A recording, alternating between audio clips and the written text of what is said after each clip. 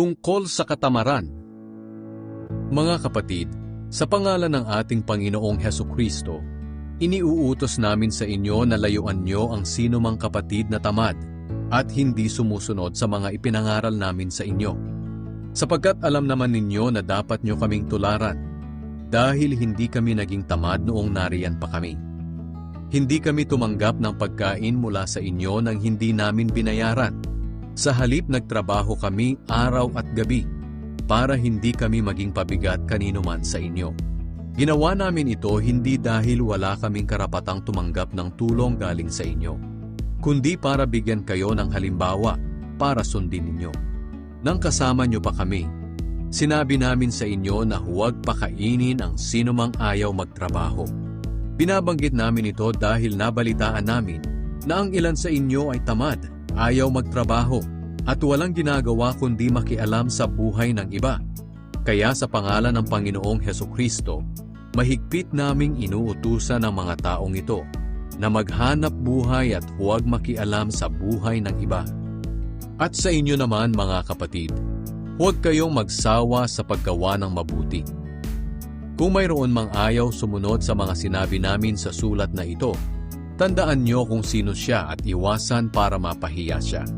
Ngunit huwag nyo siyang ituring na kaaway, kundi paalalahanan siya bilang kapatid. Paalam at bendisyon. 2 Thessalonians chapter 3. So, paliwanag doon sa chapter na to. Yung background nito, nagsimulat si Apostle Paul about sa how to live life, paano mamuhay sa habang hinihintay yung pagbabalik ng Panginoon sa Kristo. So, the thing is, habang sumusulat siya, habang sinusulat niya to, yung Thessalonian church ay nag-stop magtrabaho. Hindi na sila nagtrabaho at ang ginawa nila ay parang umasa na lang sila sa iba. Sinaway sila ni Apostle Pablo about sa nangyayari sa Thessalonian church. Sabi nga dito sa Study Bible notes, in chapter 3 verse 6 to 15, ito yung background na nangyari dun. Some people in Thessalonian church were falsely teaching that because Christ would return any day, people should set aside their responsibilities with work, do no future planning, and just wait for the Lord. But their lack of activity only led them into sin. They became a burden to the church, which was supporting them. They wasted time that could have been used for helping others, and they became meddlers. These church members may have thought that they were being more spiritual by not working. But Paul tells them to be responsible and get back to work. Being ready for Christ means obeying Him in every area of life. Because we know that Christ is coming, we must live in such a way that our faith and our daily practices will please Him when He arrives. Chapter 3 verse 6 to 10. Si Apostle Pablo daw, and Paul was writing here about idle, unproductive, or irresponsible people who refuse to work.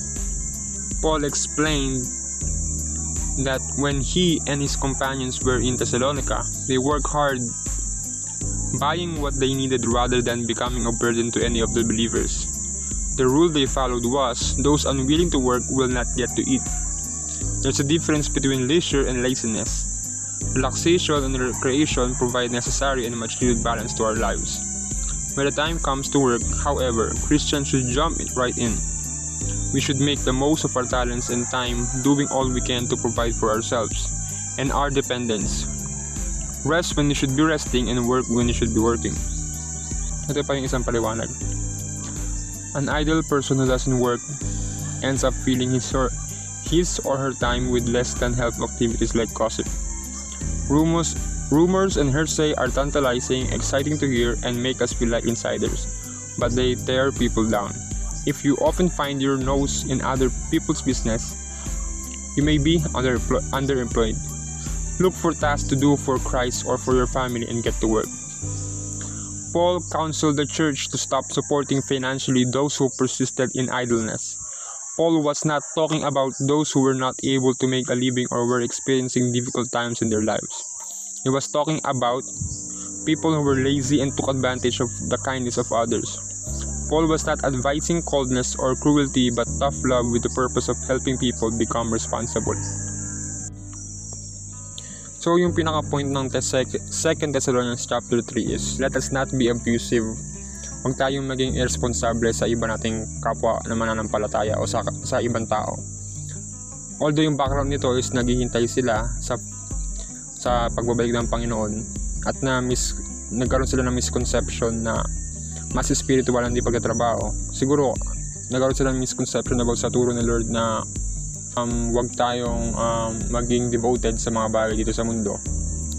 Kumbaga siguro ayun yung naging misconception nila dito, since ang akala nila is malapit na ang muling pagbalik ng Panginoon. But of course, pwede natin itong ma-relate din sa buhay natin ngayon. Sometimes kasi as a believers, pwede rin tayo ma-abuse ng kapwa natin Christians or other people na unbelievers, non-believers, na since we're Christians na we are commanded to be generous, na magbigay lang tayo na magbigay. Of course, hindi naman ayun yung goal ng Panginoon. Mas litaw natin o mas nasusunod natin ang Panginoon kapag hindi natin hinahayaan ang ibang tao maging tamad o hindi natin sila hinahayaang maging irresponsable. Kasi binigyan naman tayo ng Panginoon ng lakas, ng talino, kumbaga para i-meet yung needs natin. Kumbaga, let us be aware na kapag may mga tao na dinadahilan yun, kumbaga just to para abusuin tayo, at kung may kakayahan silang magtrabaho at iasa na lang yung buhay nila at gusto na lang iasa yung buhay nila sa ibang tao, madidiscern naman natin yun. Kumbaga huwag natin silang hayaan. Kumbaga it is the Lord's work din naman na magtrabaho tayo to provide for our needs, and huwag natin hayaan na idahilan ng ibang tao yung Lord's work na para maabuso tayo. Kumbaga sabi din naman ni Apostle Pablo dito, sabi din sa Study Bible, Paul counseled the church to stop supporting financially those who persisted in idleness, but he was never talking about those who were not able to make a living or were experiencing difficult times in their lives.